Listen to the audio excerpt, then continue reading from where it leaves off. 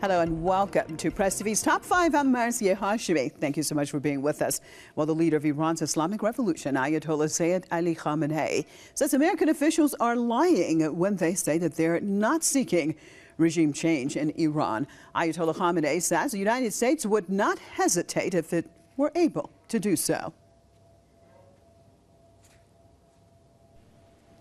آمریکایی‌ها در برخی از اظهارات و لفاظی هاشون میگن ما دوست ملت ایرانیم. دروغ میگن. در خلال کارهاشون میشود فهمید ایران رو تهدید میکنن. اون وقت توقع دارن که جمهوری اسلامی از قدرت دفاعی خود بکاهد. این خنده‌آور نیست؟ این مسخره نیست؟ در عین اینکه تهدید میکنن در عین حال میگن شما قدرت دفاعیتون رو کم کنید. نه، ملت ایران و مسئولین گوناگون و بخش‌های مختلف و نیروهای مسلح به توفیق الهی روز به روز بر قدرت دفاعی خودشون خواهند افزود.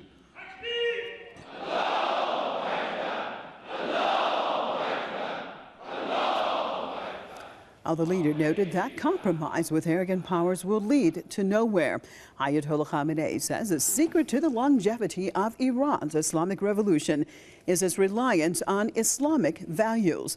Iran's leader added that seeking independence should not be translated into hostility with the rest of the world. He said independence means resistance against the interventionist powers who don't respect the dignity of other nations for their personal interests. Ayatollah Khamenei made the remarks during an address to the commanders of the Islamic Republic of Iran's Air Force. We're joined by Professor from University of Tehran, Professor Mohammad Marandi. Thank you so much for being with us, Professor Marandi. Well, let's look at the leader of Iran, some of the statements that he made today.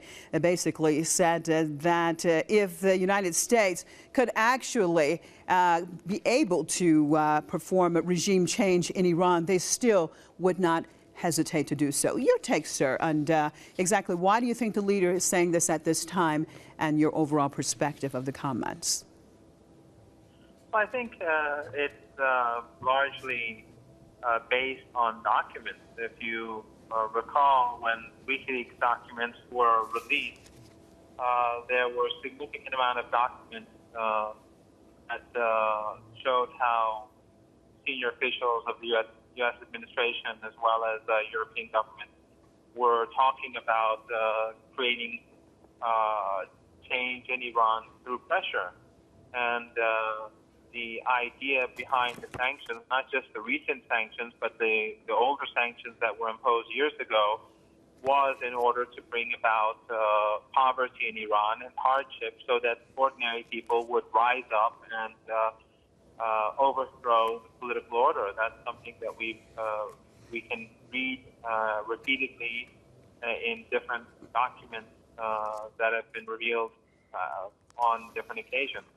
And also, I think if we watch and listen and read documents coming out or speeches made by senior officials at think tanks and influential figures in American and European think tanks, you see the same sentiments repeated time after time, and that is that pressure must be put on Iran so that the country changes into a political state or political order that is more to the liking of the United States and the West. So I don't think there's really any doubt about the fact that the United States is in Iranian internal affairs to bring about change that is favorable to the United States.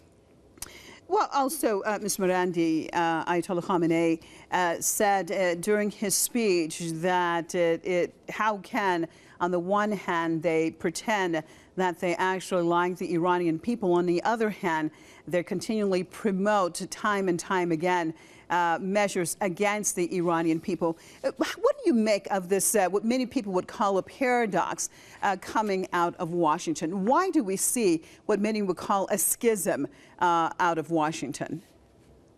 Well, I think that is the policy of empire. The United States, when it was providing Saddam Hussein and European countries, when they were providing Saddam Hussein with chemical weapons, and when they were providing him with satellite photos to use those chemical weapons, and when American government officials were all using their diplomats to blame Iran for the Iraqi chemical weapons attack, at that time they were also saying that they like the Iranian people and they want to have the Iranian people to be free and so on and so forth.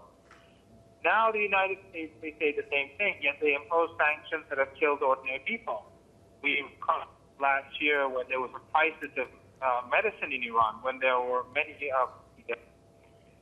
patients who had cancer in the country, did not have access to medicine, and they died as a result. And at that time, Mr. Obama and other senior American officials were professing their love for the Iranian people.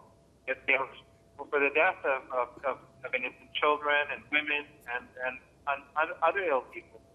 So I don't think that people really take that seriously unless they're very simple-minded people. Okay. Thank you so much for being with us, Professor Mohammad Marandi from the University of Tehran.